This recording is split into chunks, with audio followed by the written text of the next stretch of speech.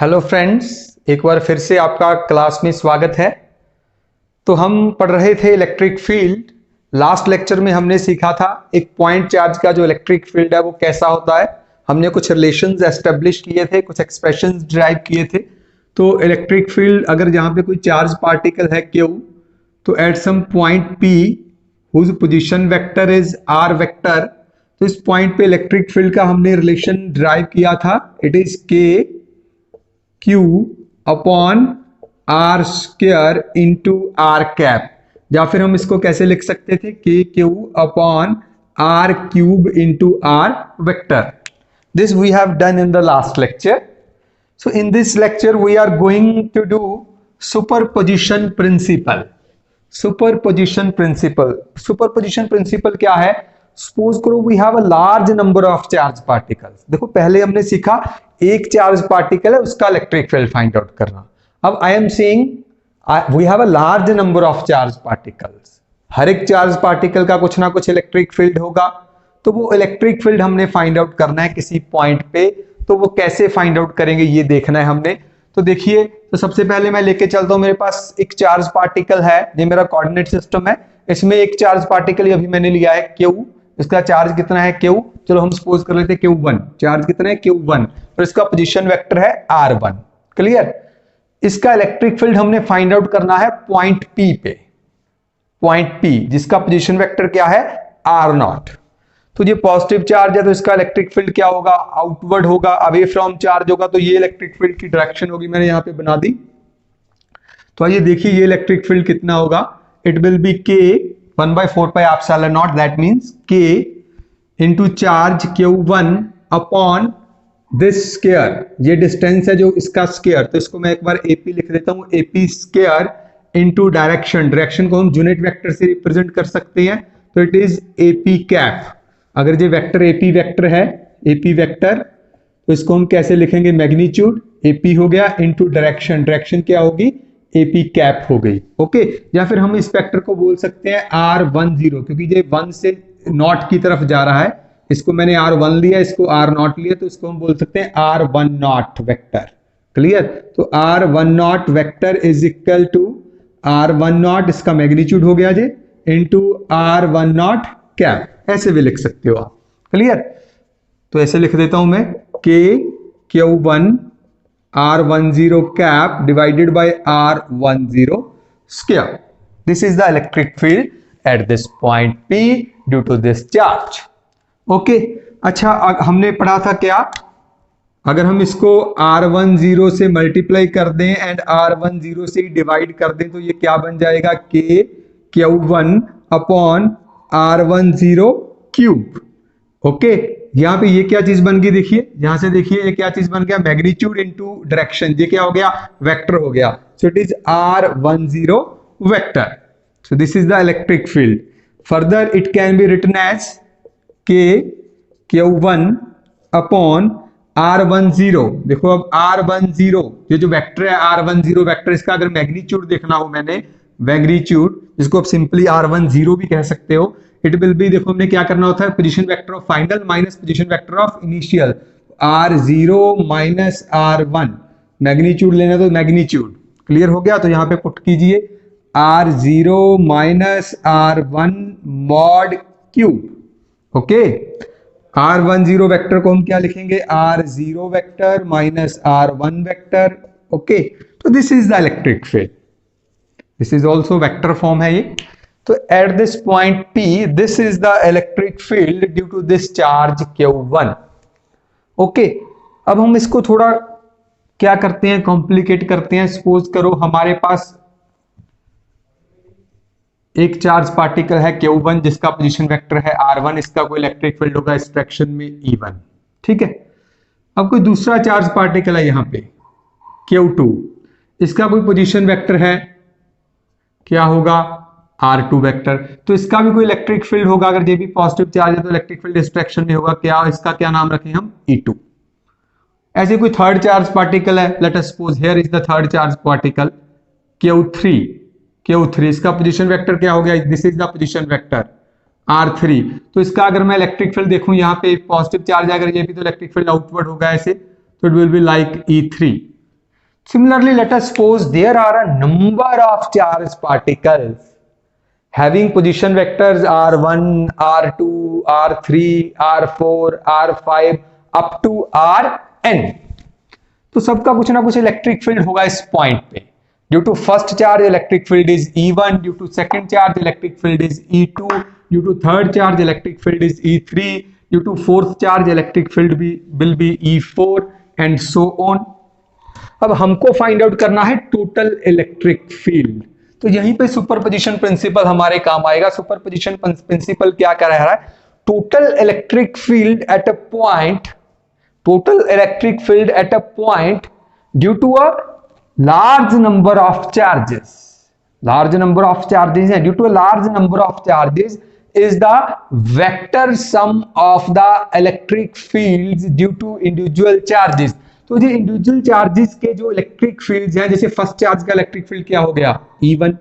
Second charge का electric field क्या हो गया? E2. थर्ड चार्ज का इलेक्ट्रिक फील्ड क्या हो गया? E3. ऐसे फोर्थ फिफ्थ सबका इलेक्ट्रिक फील्ड आएगा. उनका हम क्या करेंगे? वेक्टर सम करेंगे. सबका क्या कर देंगे? Vector sum up to En.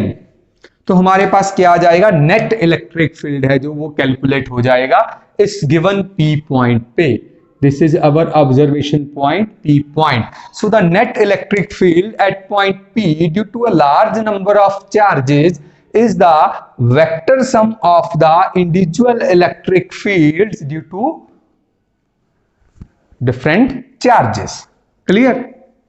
चलो अब हम वैल्यू पुट करें. देखो E1 कितना होगा? E1 हमने देखो ये निकाला था इस वाले चार्ज का electric field K Q1 upon R0 minus R1 mod cube into R0 minus R1. ठीक है जी. प्लस सेकेंड चार्ज का क्या होगा? K Q2.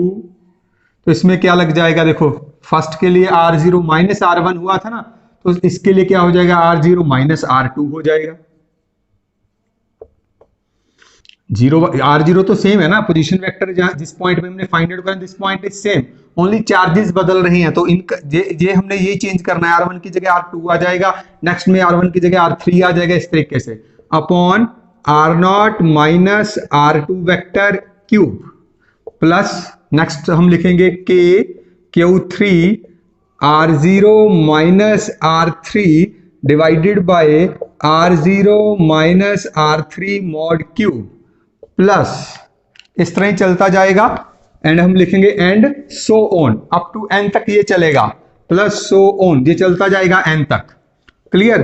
तो अब E नेट है जो हमारे पास, इसको हम क्या लिख सकते हैं? देखिए तो इनमें से K है जो हमारे पास कॉमन आ गया, जो सब में आ रहा है K, तो इसको कॉमन ले लीजिए. K means 1/4 pi epsilon not. You know that well, very well. तो इसको हम आउट ले लिया.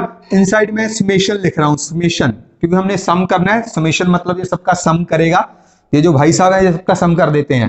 तो जहां पे वेरिएबल लगा रहा हूं मैं एक, देखो इसमें क्या चीज वेरी कर रही है? Q1 Q2 Q3 Q4 इस तरह कैसे वेरी कर रहा है. तो यहाँ पे मैंने लगा दिया QI.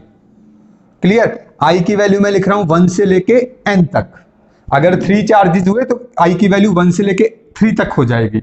अगर 10 हुए तो 1 से लेके 10 तक हो जाएगी. अगर n चार्जेस है तो 1 से लेके n तक चली जाएगी. तो it will B Q1 Q plus Q2. इसने सम करते जाना है. ठीक है जी. अपॉन देखिए, अपॉन क्या आएगा? R0 ये तो सेम है, R0 वेक्टर माइनस R1, जहां पे क्या है R2, जहां पे क्या है R3, तो यहां पे आ जाएगा RI vector mod cube into R0 vector जे सेम है माइनस R1 R2 R3, तो इनके प्लेस पे क्या आ जाएगा? RI vector. क्लियर? तो ये हमारे पास रिजल्ट आ गया. The net electric field at point P will be this.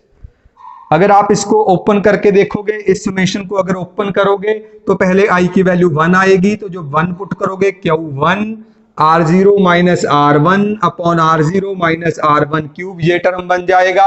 जब 2 पुट करोगे तो R0 minus R2 upon R0 minus R2 cube, ये वाला टर्म बन जाएगा. जब 3 पुट करोगे ये वाला टर्म बन जाएगा एंड सो ऑन. तो ये आंसर आपके पास आ जाएगा.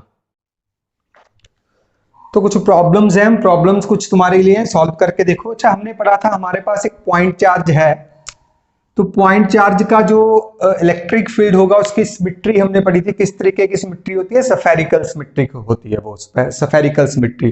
दैट मींस अगर सेंटर में एक चार्ज है तो पूरे स्फीयर पे इलेक्ट्रिक फील्ड क्या होगा, सेम होगा। क्लियर, ये हम पढ़ चुके हैं। अच्छा, आपके लिए क्वेश्चन क्या है, मेरे पास एक लाइन चार्ज है, ये एक लाइन है, एक वायर है, सपोज करो, इस पे पॉजिटिवली चार्ज, जो पॉजिटिव चार्ज है दैट इज डिस्ट्रीब्यूटेड यूनिफॉर्मली। आपने बताना है इसका जो इलेक्ट्रिक फील्ड होगा उसकी सिमेट्री कैसे होगी। अब सोचिए, आप इसको पॉज करके 2 मिनट के लिए बना के देखिए इसकी सिमेट्री कैसे बनेगी। Draw on the copy. आओ देखिए, अब देखो हमें मालूम है जो सिमेट्री है, जो हमें ऐसा सरफेस चाहिए जहां पे इलेक्ट्रिक फील्ड की वैल्यू का क्या रहे, सेम रहे इलेक्ट्रिक फील्ड की वैल्यू। Clear, okay. अब आप देखिए, इससे, इस लाइन से r डिस्टेंस पे मैंने कोई पॉइंट ले लिया, ठीक है जी, वहां पे इलेक्ट्रिक फील्ड, अगर ये चार्ज सपोज करो जो भी है Q है, ठीक है, तो इलेक्ट्रिक फील्ड क्या आएगा, E is equal to Q upon 4πε0 r²। अगर मैं इधर भी r डिस्टेंस पे कोई पॉइंट ले लूंगा, वहां पे इलेक्ट्रिक फील्ड क्या आएगा, सेम। तो ये सपोज करो लाइन चार्ज था, इसके अराउंड यहाँ पे एक सर्कल बन जाएगा, उस पूरे सर्कल पे इलेक्ट्रिक फील्ड की वैल्यू क्या आएगी, Q/4πε0 r²। क्लियर। अब इसके नीचे जहां पे देखिए, यहां पे भी एक सर्कल बन जाएगा, वहां पे भी इलेक्ट्रिक फील्ड क्या आ जाएगा, देखो यहां पे इलेक्ट्रिक फील्ड सब जगह कितना होगा, Q/4πε0 r²। अगर मैं यहां पे देखूं इस सर्कल पे, वही सब पॉइंट्स r डिस्टेंस पे हैं। क्लियर। तो इस सब पॉइंट्स पे भी इलेक्ट्रिक फील्ड क्या होगा, Q/4πε0 r²। अगर एक सर्कल यहां पे ले लूं जिसका रेडियस r ही है, तो इन सब पॉइंट्स पे भी इलेक्ट्रिक फील्ड कितना होगा, Q/4πε0 r²। तो मेरे पास क्या निकल के आएगा बेसिकली, मतलब ये जो लाइन है, ये जो लाइन चार्ज है, इसके अराउंड ये वाला एक सरफेस एरिया है, दैट मींस एक सिलेंडर है। मैं क्या बना सकता हूं, एक सिलेंडर। तो इसके अराउंड जो सिलेंडर होगा जिसका रेडियस कितना होगा, r, जिसका रेडियस होगा, इस पूरे सिलेंडर के सरफेस पे जो इलेक्ट्रिक फील्ड की वैल्यू है that will B Q/4πε0 r²। Q same है, r सेम है, तो इलेक्ट्रिक फील्ड क्या होगा, सेम होगा। सो दैट मींस किस टाइप की सिमेट्री आ गई, it is a cylindrical symmetry. Cylindrical symmetry. Clear. तो अगर आपके पास कोई लाइन चार्ज है इस तरीके का, तो उसके इलेक्ट्रिक फील्ड की जो सिमेट्री है कैसी होगी, सिलेंड्रिकल सिमेट्री होगी। क्लियर हो गया। तो आइए एक और प्रॉब्लम देखते हैं। प्रॉब्लम जितनी सॉल्व करोगे उतना आपके लिए बेनिफिशियल होगा। Suppose I have 2 charges, they are placed along the x-axis. This is a electron and this is a proton. They are placed on this x-axis. This is x-axis.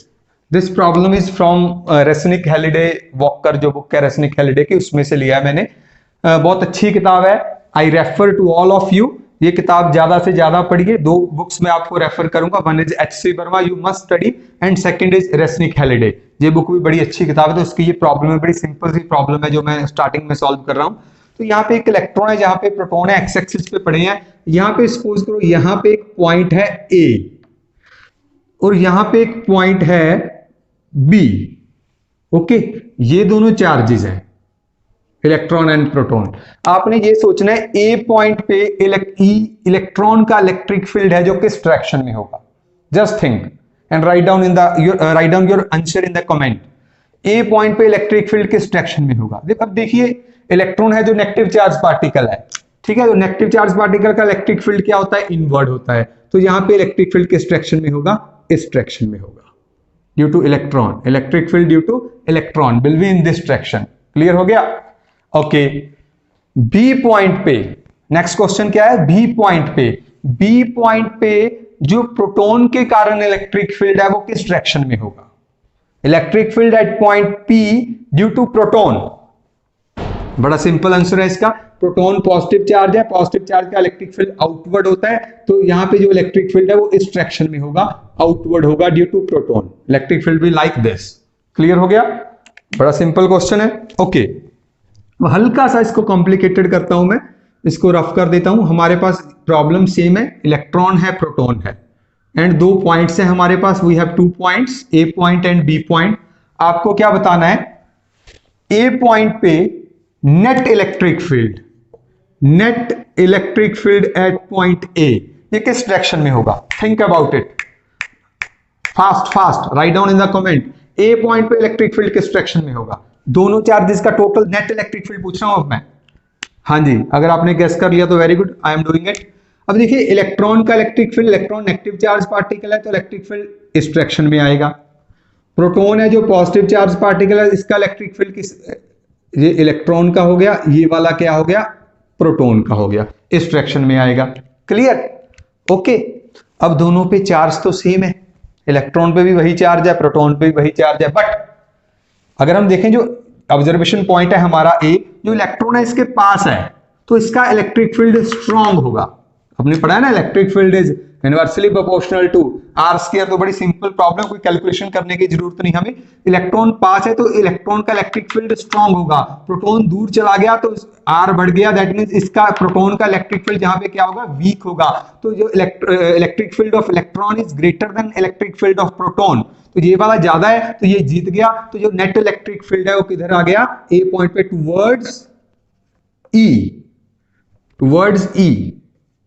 Clear? तो इस direction में आएगा net electric field. Clear हो गया जी? Okay. अब यही problem आपको करना है, net electric field find out करना है, net electric field at point B. अच्छा, मैं इसमें थोड़ा सा चेंज करता हूं प्रॉब्लम को। सपोज करो जो पॉइंट बी है that is here, point B is here, आपको क्लियर हो जाए थोड़ा सा। अब देखिए इसमें बी पॉइंट पे भी आपने वही ढूंढना है, नेट इलेक्ट्रिक फील्ड है जो किस डायरेक्शन में होगा। Very quick. हाँ जी, okay. So net electric field. अब देखिए इलेक्ट्रॉन, इलेक्ट्रॉन कौन सा चार्ज पार्टिकल है? नेगेटिव चार्ज पार्टिकल है, इसका इलेक्ट्रिक फील्ड क्या होगा? इनवर्ड। ओके, इस डायरेक्शन में आ जाएगा ई ई। प्रोटॉन पॉजिटिव चार्ज पार्टिकल है, इसका इलेक्ट्रिक फील्ड क्या होगा? यहां से आउटवर्ड, तो ये भी किस डायरेक्शन में आ जाएगा? इस डायरेक्शन में आ जाएगा, आउटवर्ड। तो ये आ गया हमारे पास ई पी, तो दोनों सेम डायरेक्शन में आ गए, तो नेट इलेक्ट्रिक फील्ड दोनों ऐड हो जाएंगे, ई ई प्लस ई पी। तो इस डायरेक्शन में हमारे पास क्या आ जाएगा? नेट इलेक्ट्रिक फील्ड आ जाएगा। क्लियर हो गया? ये बड़ा सिंपल प्रॉब्लम था एंड ये आपके बेसिक जो कंसेप्ट है उनको क्लियर करेगा कुछ कुछ। चलिए हम एक और प्रॉब्लम करते हैं। Now suppose here I have a charge particle that is 2 microcoulomb and आपने इस पॉइंट P पॉइंट पे इलेक्ट्रिक फील्ड फाइंड आउट करना है। You have to find out the electric field here and जो ये डिस्टेंस है it is 2 centimetre, distance is given to you 2 centimetre. बड़ा simple problem है, जल्दी से कर दीजिए। P पॉइंट पे इलेक्ट्रिक फील्ड फाइंड आउट करना है। ओके, तो it will be, electric field will be, simply magnitude लिखते हैं हम 1/4 pi epsilon naught, that means k q अपॉन r square. So 1/4 pi epsilon. जब आपको कोई मीडियम नहीं गिवन ना तो आपने फ्री स्पेस लेना है, तो हम फ्री स्पेस लेके चल रहे हैं। तो इसकी वैल्यू कितनी होगी? 9 × 10⁻⁹ इंटू q। q का वैल्यू क्या आ जाएगा? q का वैल्यू क्या आ जाएगा हमारे पास? 2 microcoulomb, that means 2 × 10⁻⁶ upon r square. r का वैल्यू कितना आ जाएगा? 2 सेंटीमीटर है, इसको मीटर में कन्वर्ट करें तो इट इज 2 × 10⁻², इसका square. Okay, so it is 9 × 2 × 10⁻⁹, so it is 10⁻³ divided by 4 × 10⁻⁴। Okay, सो यहाँ पे 2 आ गया, ये कैंसिल करोगे आपके पास आ जाएगा 4.9/2, 4.5 × 10⁻3, ये 4 ऊपर चला है 10⁻7। Clear? So net electric field here, पीछे यूनिट्स लिखेंगे हम न्यूटन पर कूलम। तो this is the electric field at point P। At point P this is the electric field 4.5 × 10⁻7 newton per coulomb. हाँ, डायरेक्शन भी हमने लिखनी है, डायरेक्शन ये पॉइंट ओ ले लिया मैंने। डायरेक्शन क्या होगी जी? पॉजिटिव चार्ज है ना, दिस इज पॉजिटिव चार्ज। तो पॉजिटिव चार्ज का इलेक्ट्रिक फील्ड क्या होता है? आउटवर्ड। तो इसका इलेक्ट्रिक फील्ड इस डायरेक्शन में होगा, तो इस डायरेक्शन को आप लिख सकते हो ओपी वेक्टर है ना, ओपी वेक्टर, तो अलोंग ओपी वेक्टर। क्लियर? तो देखते हैं हम नेक्स्ट प्रॉब्लम। इसमें हमने प्रॉब्लम को थोड़ा सा हल्का सा डिफिकल्टी लेवल राइज किया है। इसमें हमने 2 चार्जेस ले लिए। अब तो ये 2 चार्जेस हैं, one is Q1 1 microcoulomb, second is Q2 2 microcoulomb and distance between them is 2 centimetre. and this is point P exactly at midpoint. It is exactly in middle position of Q1 and Q2. तो mid point पे जो P point है, यहाँ पे हमने net electric field find out करना है। तो डेफिनेटली अब आपने net electric field find out करना है, तो आप यहाँ पे अब याद करिए सुपरपोजिशन प्रिंसिपल यूज करोगे। तो फर्स्ट चार्ज का इलेक्ट्रिक फील्ड क्या होगा प्लस सेकंड चार्ज का इलेक्ट्रिक फील्ड क्या होगा, वो हम पुट करेंगे तो हमारे पास नेट इलेक्ट्रिक फील्ड आ जाएगा। क्लियर हुई बात? चलो, तो हम क्या करते हैं, हम सिंपली पहले मैग्नीट्यूड ही फाइंड आउट करते हैं इलेक्ट्रिक फील्ड्स के। अच्छा, ये वाला डिस्टेंस टोटल 2 है, ये मिडिल पॉइंट पे है, तो ये वाला डिस्टेंस है जो उसको मैं R1 कह रहा हूं, ये कितना रह गया भाई 1 सेंटीमीटर, और ये वाला भी कितना रह गया 1 सेंटीमीटर। ठीक है जी, ये 1 सेंटीमीटर हो गया। तो electric field due to Q1 means 1 microcoulomb 1 into 10 raised to power minus 6 coulomb upon R square. R is 1 centimetre, 1 centimetre 10 raised to power minus 2 metre square. तो ये इलेक्ट्रिक फील्ड होगा E1। अब ये तो मैग्नीट्यूड हुआ, मुझे डायरेक्शन भी लिखना पड़ेगा, मैं यहाँ पे वेक्टर यूज कर लिया। तो डायरेक्शन देखो, ये पॉजिटिव चार्ज है, पॉजिटिव चार्ज का इलेक्ट्रिक फील्ड आउटवर्ड होता है, तो E1 का जो इलेक्ट्रिक फील्ड है वो इस डायरेक्शन में होगा ऐसे। दैट मीन्स अगर मैं इस पॉइंट्स को नाम दे दूं कुछ, this is point A, this is point B, तो it is along AP vector. Clear हो गया जी बात? आपको क्लियर हो गया होगा। तो now let us find out the electric field due to second charge। Q2 charge है जो इसका इलेक्ट्रिक फील्ड P पॉइंट पे फाइंड आउट करते हैं।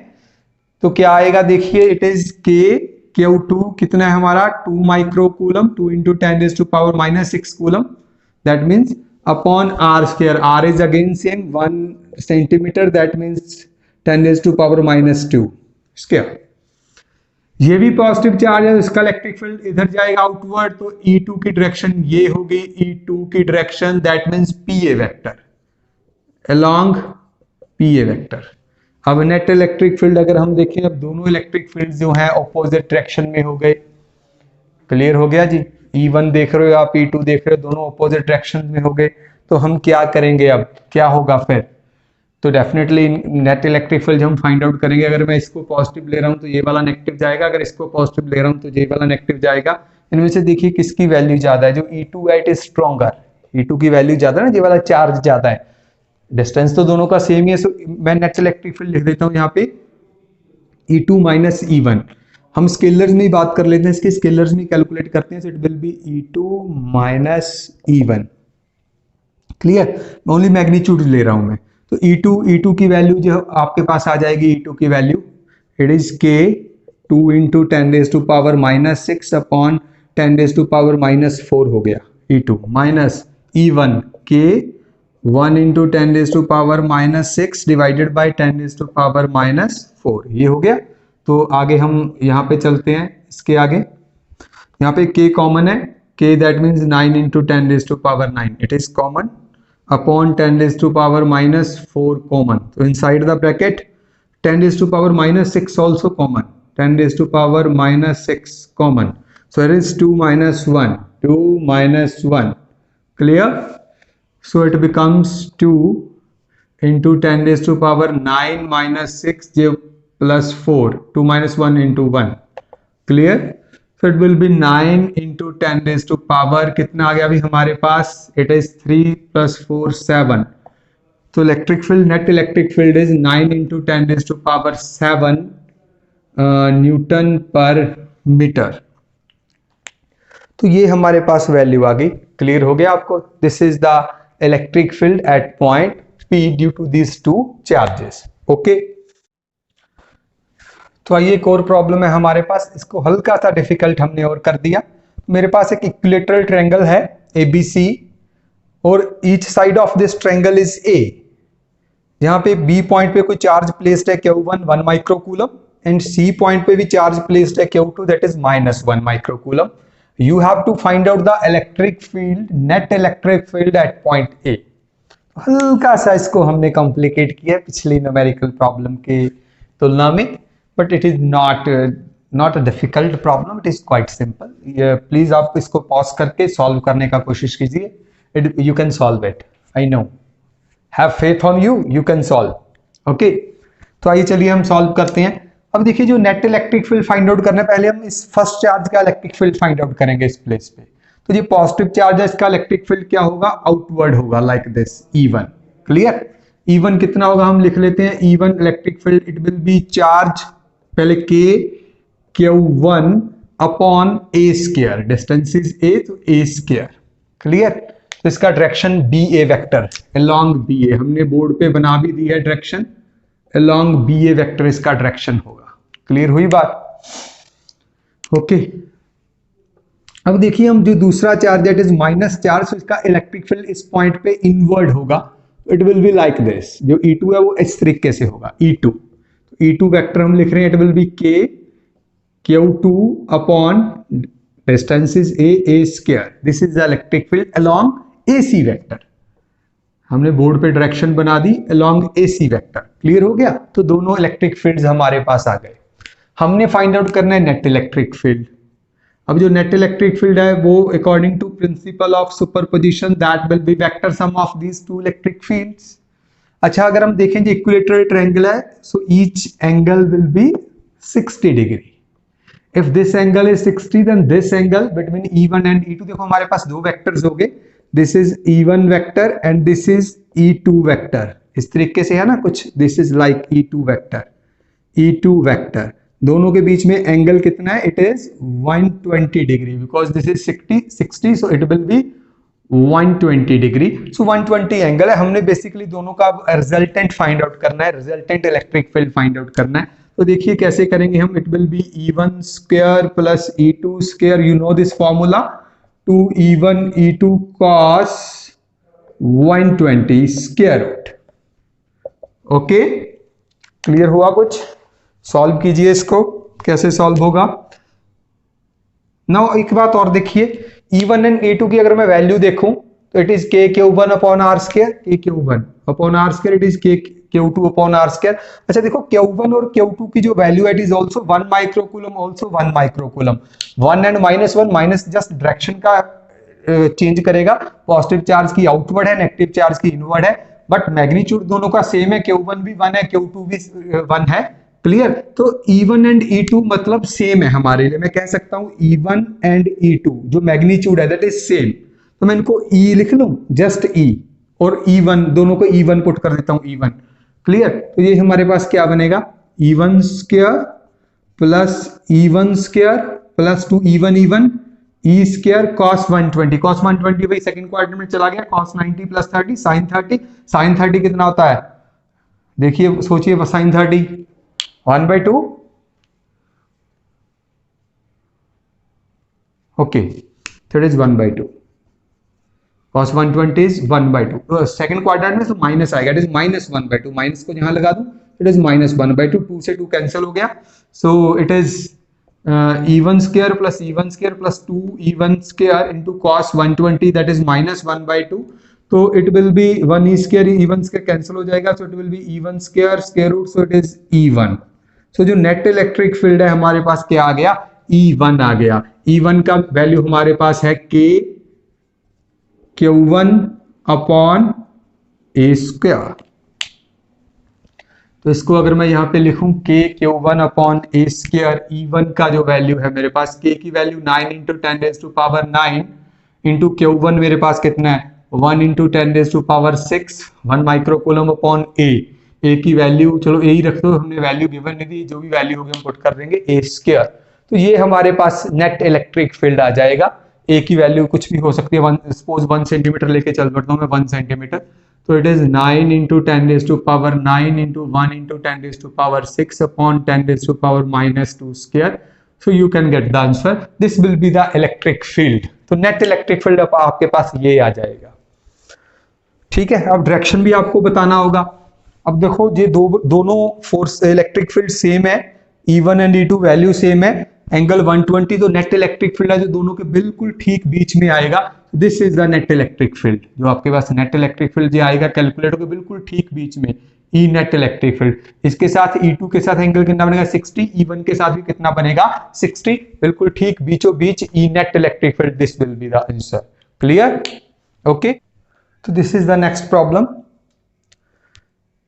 तो इसको सॉल्व करके देखते हैं। ये this problem is from Resnick Halliday. तो देखिए ये एक्स एक्सिस है, दिस इज वाई एक्सिस। तो मैंने 3 चार्जेस हैं, जो we have 3 charges, this is Q1 plus 2Q है, this is Q2 minus 2Q है, this is Q3 it is minus 4Q। ये तीनों का जो एंगल है एक्स एक्सिस के साथ 30 डिग्री 30 डिग्री 30 डिग्री, इस तरीके से distance D D D. We have to find out the electric field at the origin. Okay, बड़ा अच्छा इंपॉर्टेंट प्रॉब्लम है, it is also not much difficult, you can try it. This is minus 4Q, okay. So try this numerical, okay, let us solve it.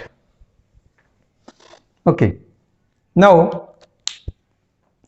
we have to find out the total electric field due to 3 charges. This time I am taking 3 charges, okay, at point O. Clear? So definitely we will use superposition principle. तो firstly हम electric field find out करते हैं first charge का। ये वाले charge का जो electric field है वो हम देखते हैं क्या आएगा। It will be K Q1 is 2Q upon R square, R is D square. देखिए इसको ध्यान से, आपको समझ में आ गया होगा, क्लियर होगी ये बात। E कितना आ गया आपके पास, क्लियर। अब आगे देखते हैं हम इसकी डायरेक्शन। अगर मैं लिखूं तो it will be like this. मैं यहाँ पे डायरेक्शंस बनाता हूं। E1 क्योंकि पॉजिटिव चार्ज है, आउटवर्ड इलेक्ट्रिक फील्ड होगा, तो पॉइंट पे जो E1 है इस डायरेक्शन में आएगा, ठीक है जी। Now let us see E2 electric field due to this charge. ये कितना आएगा K, मैं 2Q ले रहा हूं, माइनस नहीं कंसिडर कर रहा, माइनस डायरेक्शन बताएगा इलेक्ट्रिक फील्ड का, मैं ओनली मैग्नीट्यूड लिख रहा हूं। 2Q upon distance D square. Clear होगी बात। अब देखो ये नेगेटिव चार्ज है, इसका इलेक्ट्रिक फील्ड इनवर्ड होगा, तो इसके इनवर्ड आएगा, तो E2 की डायरेक्शन भी सेम हो जाएगी। क्लियर। तो ये E2, E1 E2। Now let us सी E3 इसका जो इलेक्ट्रिक फील्ड है इस पॉइंट पे क्या होगा, K charge is 4Q, minus मैंने छोड़ दिया, उससे हमें डायरेक्शन पता लगेगी इलेक्ट्रिक फील्ड की, अपॉन D स्क्वायर। इसका डायरेक्शन देखिए, it is negative charge, so it will be invert, इस डायरेक्शन में लगेगा E3। ओके, तो देखिए बड़ा सिंपल हो गया थोड़ा तो आपके लिए। ये बिल्कुल ऑपोजिट है, ये एंगल भी 30, ये एंगल भी 30, तो क्लियर है ये एक ही लाइन पे है दोनों चार्जेस, और इनका इलेक्ट्रिक फील्ड सेम डायरेक्शन में आ गया, तो आपका प्रॉब्लम बड़ा इजी हो गया। Let us add them. So net electric field due to these 2 charges क्या आएगा हमारे पास, E1 प्लस E2, सीधा सम कर लेंगे हम। सो इन दोनों को जब आप सम करोगे, K2Q upon D square plus K2Q upon D square, once I write here K2Q upon D square plus K2Q upon D square, so it will be 2K2Q upon D square, that means 4KQ upon D square. So this is the electric field E in this direction. इसको मैं अगर vector से बनाऊं तो इस direction में हमारे पास electric field आ गया, ये वाला जो हमने कैलकुलेट किया 4KQ upon D square। ठीक है जी। अब दूसरा इलेक्ट्रिक फील्ड हमारे पास क्या है, इस डायरेक्शन में है, ये रहा E3। ये हमारे पास कितने, K4Q अपॉन D स्क्वायर, ये भी K4Q अपॉन D स्क्वायर, दोनों सेम है। तो रिजल्टेंट इलेक्ट्रिक फील्ड हमने फाइंड आउट करना है। देखिए क्लियर सी बात है, 60 का एंगल है, इनकी दोनों की वैल्यू सेम है ना। आप 2 तरीके से निकाल सकते हो जो नेट इलेक्ट्रिक फील्ड निकालना है यहाँ पे। एक तो ये कर सकते हो आप, जो नेट इलेक्ट्रिक फील्ड है, या तो ये फॉर्मूला लगा लो, है ना, ये आपको पता है, E square plus E3 square plus E square plus E3 square plus 2E3 cos, दोनों के बीच एंगल कितना है, this angle is 60, cos 60 square root. इससे आपका आंसर आ जाएगा। एक तो आप ये कर सकते हो, 2 है ना आपके पास, E square plus E3 square plus 2E3 cos 60, put कीजिए, आंसर आपका आ जाएगा। क्लियर। या फिर दूसरी चीज आप क्या कर सकते हो, इससे एक सिंपल बात हम क्या कर सकते हैं, ये E3 की वैल्यू मैं यहीं पे लिख देता हूं, K4Q अपॉन D स्क्वायर, इसको हम यहां से रफ करते हैं।